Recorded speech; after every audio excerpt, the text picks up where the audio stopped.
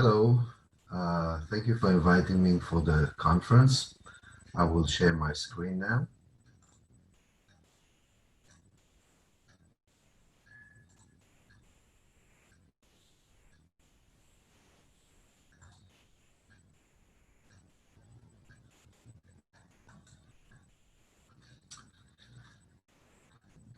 My name is Elhadif.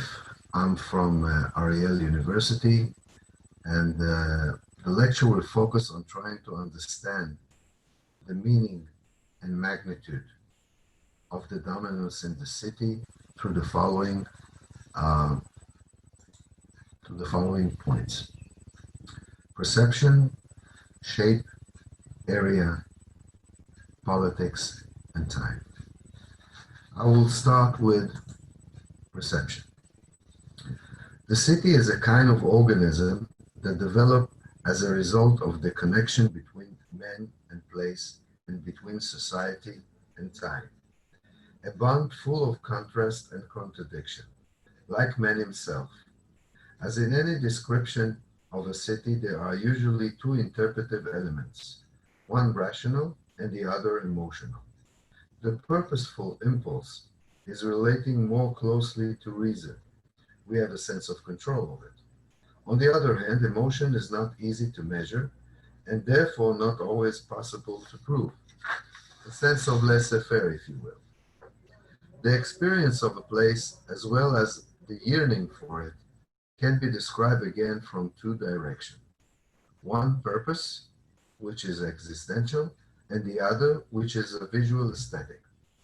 To these, we must add a third significant aspect, the need to meet. An existential need that enables social life and family, a need that includes concepts such as we and others, familiars and foreigners. This phenomenon, like many others, is always anchored simultaneously in existential motion, emotion, and purpose. For example, the impulses that attract people to places since the beginning of the human race and that exist today. The emotional aspect focuses at this stage on religious yearning to the place or thing. This includes the mass tourism for whom we wish to realize vacation or interest, something that the coronavirus showed us that we cannot do. The whole is more than the sum of its parts. Man is a social creature, and the cornerstone of society is the family unit. A group of family with similar identity is a tribe, and a group of tribe is composing a nation. The transition from family to tribe is essentially quantitative, but defining the term nation is more difficult because it cannot determine by simply quantitative formula. A new quality should emerge. To a certain extent, this is also true of the concept of a house, a village, and a city. Like the transition from family to tribe, the transition from house to village is also quantitative. In contrast, the transition from a village to city has additional layers and stratification beyond the quantitative aspect. The concept of city can be defined in two different ways. The first is a physical visual, that is, a group of houses that look like a city. The second definition focuses on the professional services and specialization. The more diverse these are, the clearer is the transition from the rural area to the city. Perhaps the city should be defined as a kind of irreducible synthesis, a synthesis that combines, on one hand, the existential aspect, and on the other, the emotional visual aspect. I will let you decide what of which is more or less controlled. The city is apparently a very ancient phenomenon, as evidenced in the archaeological discovery that sets the beginning of the city around the 10th century BC. This phenomenon constitutes the primary motivation for the urban experience, that is, a slow evolutionary change over time that grew out of the need for social diversity, which is a personal perception and existential need at the same time. Additional evidence of the deceptive use of emotional and purposeful appears in ancient cities identified with the wall around them. Although the effectiveness of these safeguards has always been questionable, considerable effort have been made to build them. It seems that in some cases, the walls were used for propaganda purposes. In other words, walls that served as a reminder of the control the ruler to the population within the city. This is also true of the walls of Jerusalem that were built in the 7th century during the regime of Sultan Suleiman the Magnificent, a statement of presence and radiance of control. Shape or form. Cities has two basic forms, one natural or organic, and the other geometric. The first, the natural, is probably more ancient, founded in the village that grew gradually, sometimes with several nearby villages that united into one city, that is, minimum or non-control over shape. On the other hand, the geometrical shape characterized the new cities that were built according to plan and usually in a short time, demonstrate dominance and strategy for dwelling and living. Both organic and geometric form city were being created concurrently, with the latter being dominant since the ancient times. Example of this can be seen in Egypt, Greece, and Rome. The Greek planned geometrical form of alleys along one main street, a mesa, while the Roman city were built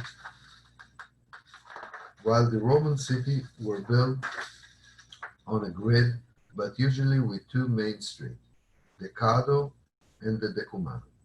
The difference between the Greek city and the Roman city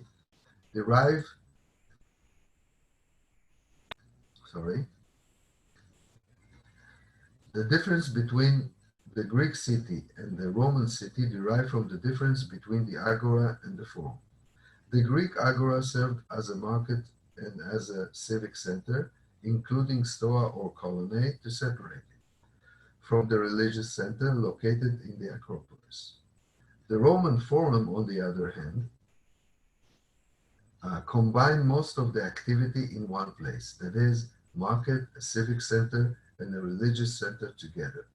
The contrast is between, if you will, zoning and mixed usage. Urban planning in both form, natural and geometric, is not unique to the ancient world and exists to this day, but for very different reasons.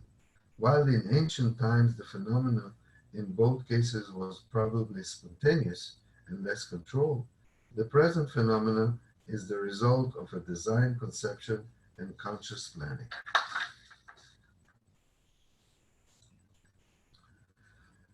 There are many remains of the city of the Middle Ages in the Mediterranean basin, some of them spontaneous in nature and some of them as a grid, especially those built on the ruins of Hellenistic and Roman settlement town. The first city built by the Arabs after the Islam were mostly in the geometrical tradition of Greece and Rome.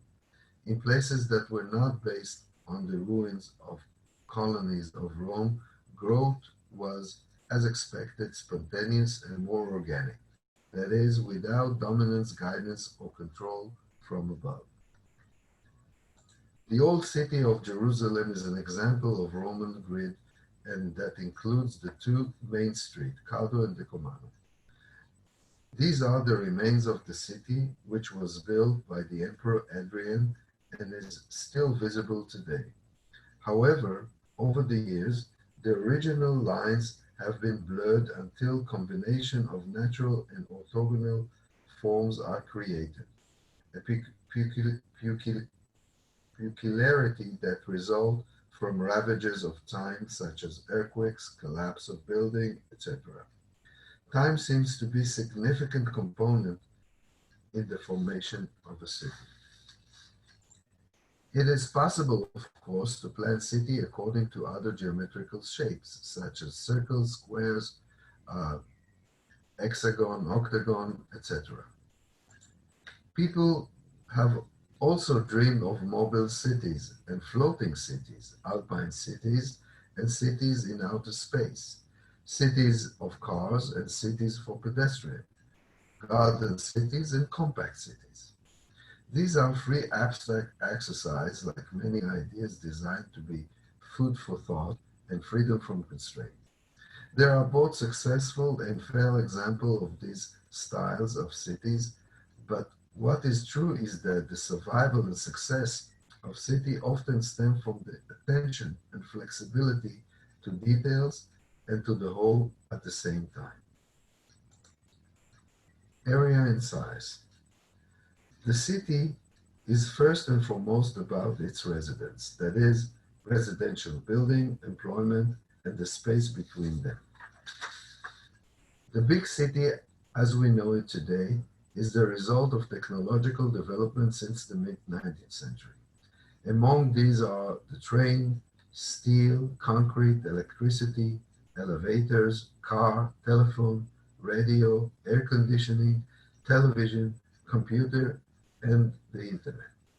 This development enables spread of the population over large area, as indeed happened in practice. It sometimes seems that technology creates a revolutionary advance that does not necessarily correspond to the existing intentional and mental evolution of the human being. I dare to say that the evil in our story is the development of modern city, the sprawl, or the suburbia. The paradox is that the communication technology grew, interpersonal communication increased, and the city life became less urban. For the most part, we think of suburbia as a landscape with low density, private housing, a dream combination of living space and nature. This is incorrect for a number of reasons. Suburbs can also be high density with high rise building. In other words, spread in a way that creates suburban cities and sleeping cities. The dependence on car that used to symbolize freedom has become a mechanical addition that has chained us to a commuting lifestyle and has driven up our cost of living. The dependence on the car also discriminate against large group of people who find themselves isolated in the suburbs, including teenagers who cannot drive and old people. Studies show that for now, an average family spends about a fifth of its income only on transportation, not to mention the waste time in commuting and the government huge expenditure on infrastructure to accommodate the growing numbers of cars.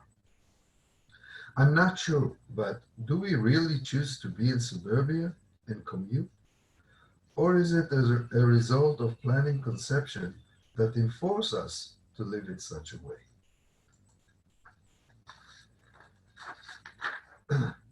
Can we plan with priority for pedestrian to minimize the use of cars?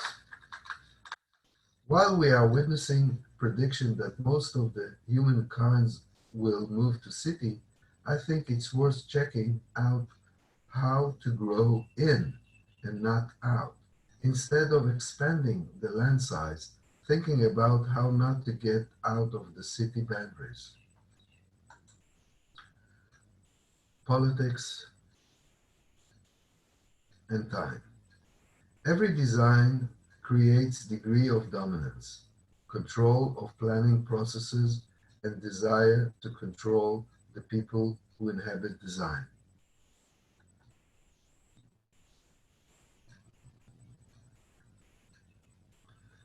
The question is, to what extent are the state and the citizen involved in this planning process? Is the public interest being protected? And mainly, who guards the guards? A city like Any community in which a wide diversity of people live is a way of life that require a great deal of social consensus, opportunities for growth and development, partially intentional but largely free from outside pressure and dictates. On one hand, full control can easily lead to stagnation, and on the other hand, an absolute laissez-faire may lead to anarchy.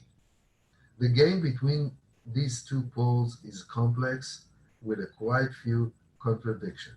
However, it is absolutely necessary for it to be managed. If I refer to Israel, until about the 70s, like other places in the world, there was a planning agenda of what we call the good city. A master plan, some of which are implemented to this day, which include control of population, distribution to small center, control of urban growth, decentralization of urban population, and of course, zoning. In the course of time, there was price to be paid. The peripheral region were considered inferior to the metropolitan area and resulted in population depletion and economic decline. A governmental development plan aimed at minimizing the difference region, between regions was adopted. This aimed to improve matters through investment and welfare policies, none of which helped. The disadvantage of over-control mechanism is, in historic perspective, block all spontaneous activity and spontaneous initiative and create a total dependence on the public on the holder of control, leading to fixation, conservatism, and with the inability and ambition for change. There are places where planning infrastructure that was laid was rigid and implemented with the basic premises of anti-city, and as such remain even today, since there is a real difficulty in changing paradigm because these long-term processes last for decades. The exception in this sense in Israel is the city of Tel Aviv, founded in 1909 as a suburb of Jaffa. Tel Aviv aspiration to be garden suburb matched the equally strong aspiration to establish a Hebrew city. Thus, Tel Aviv, in the final analysis, was developed not as a suburb nor as a city of gardens, but a metropolis that, regarding its size, quantity versus area, and of course circumstances, as I regard as certain portions of laissez-faire. There are many reasons for this, including economic history, and that is an exceptional cultural development in the early years of the state that paved the way for Tel Aviv as a cultural and urban center of the state of Israel. It is, I believe, part of this success lie in the planning infrastructure of the city by Patrick Geddes. Patrick Geddes was invited in 1925 to plan the city. From then on, until the mid-60s, the Garden City idea was still an integral part of the planning principle. Small public gardens and private courtyards around each houses.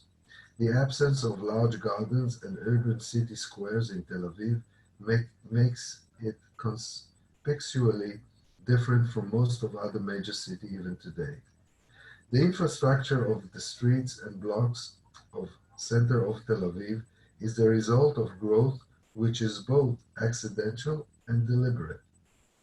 Incidentally, is the result of the processes acquiring the land and construction, and the direction is, at least in part, the plan of Patrick Geddes. This urban infrastructure managed to survive and adapt itself to change over time, and perhaps is the secret of its success. The change in ideological perception and the rise of the neoliberalism along the economic changes in the world weakened the concept of government intervention. Private companies became significant players involving the planning arena, between capital and interest. This resulted in a conflict between the common interest and pressure from the desire for economic and cultural privatization, shifting the emphasis from society to the interests of the individual as a basic unit of political order. And if we look at Tel Aviv, again, for example, we can see there is not enough affordable housing, privatization of services in the city, breakdown of prominent social gaps, immigrants who are not getting proper care, gentrification, reduced welfare, struggle over priority for building, the public space is often abandoned, and so are the citizen right to a vital and well-cared cities.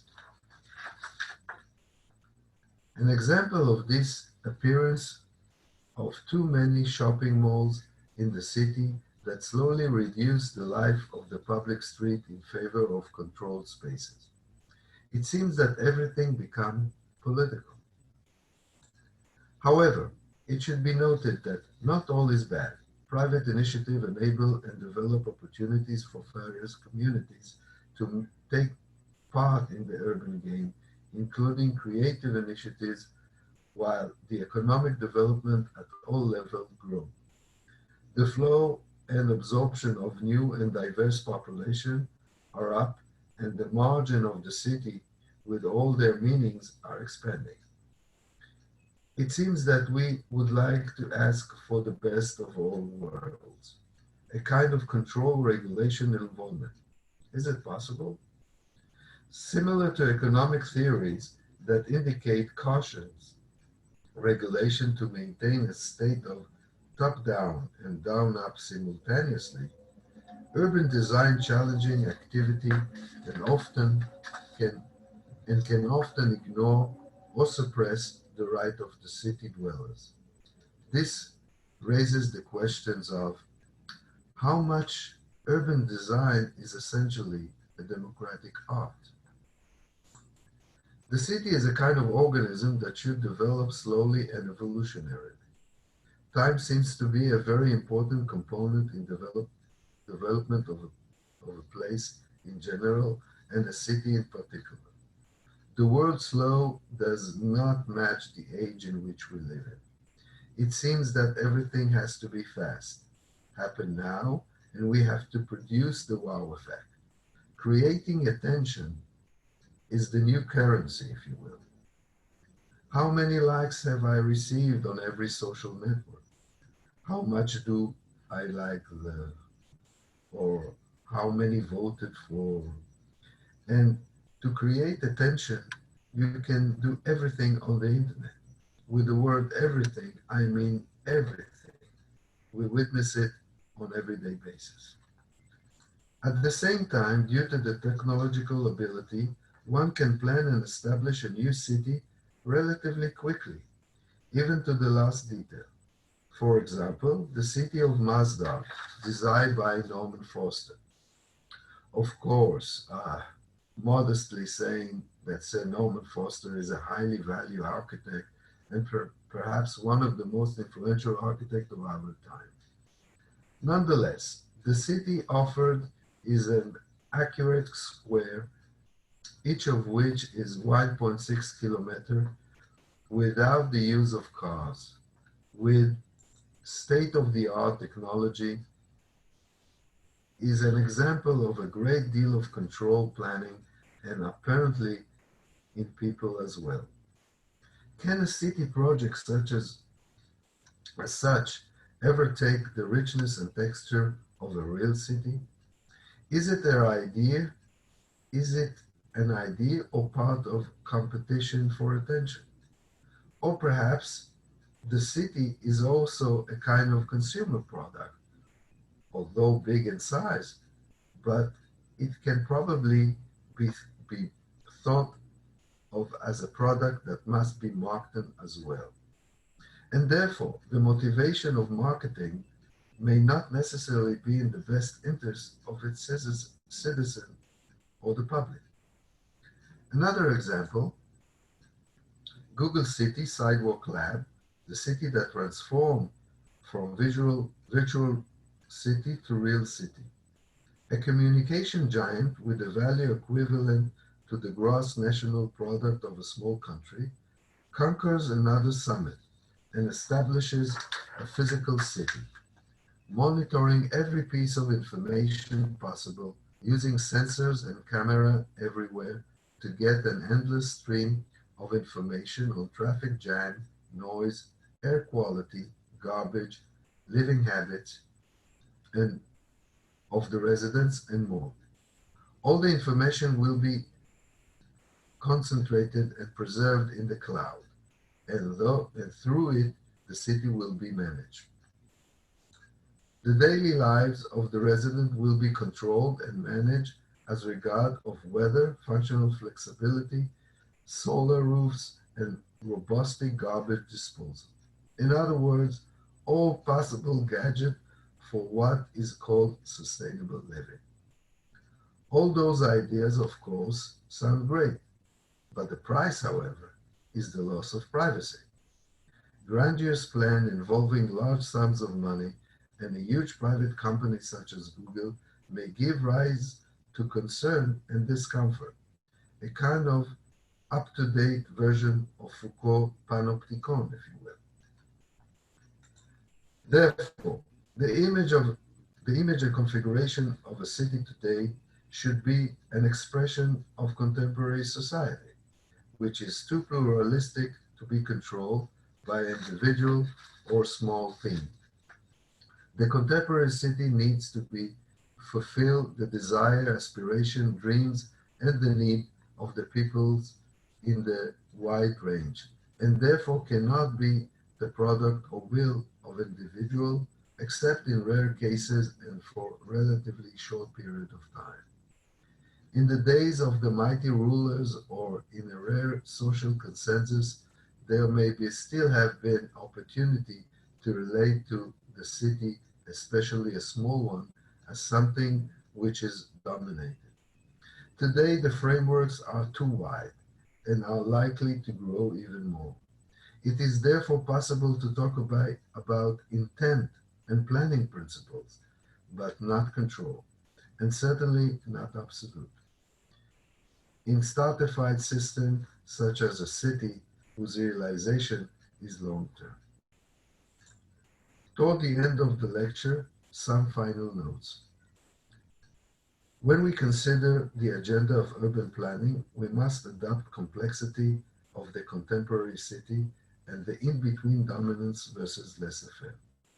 To engage less in the monumental, to think small and at the same time big, to accept the city as a heterogeneous and patchwork environment. The role of the architect who designs a future city or existing city is to bridge between what is and what is desirable. Therefore, on one hand, he must know what is desirable and on the other hand, identify himself with the existing reality. That means finding the middle ground between the two. Thank you very much for having me.